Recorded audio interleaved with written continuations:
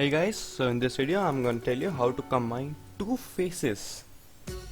So first we're going to need I'm just cleaning this one. Okay, this was a mess, I messed up this one. So first take a cutout of the area that includes the eyebrows and the mouth, just like this. I'm using pen tool for doing this. You can use any type of selection tool like lasso tool.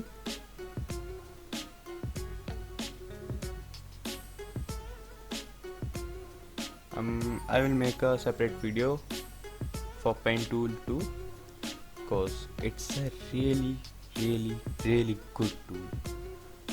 Now copy that and paste upon this. Now what you're gonna do is adjust the cutout like I'm doing. The eyes, nose and mouth should be exactly upon the other pictures. Now I'm adjusting the perspective because the base photo, the main photo below this is a bit tilted. Now I'm adjusting it a little bit more. Now control plus click on the layer 2 and then click on the layer 1. Now go to select, then modify, then contract. I'm gonna go for 2 pixels.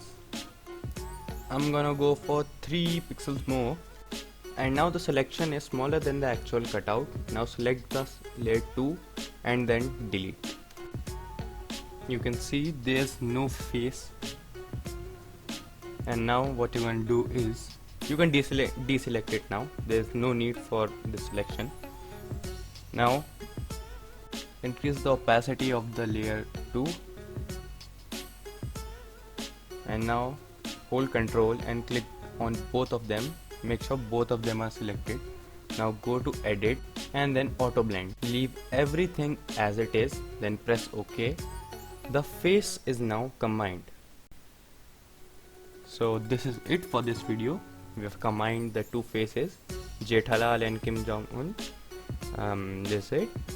Please like this video if this video was any helpful to you. Make sure to subscribe for more tutorials and comment down below what tutorial I should make next. Thank you.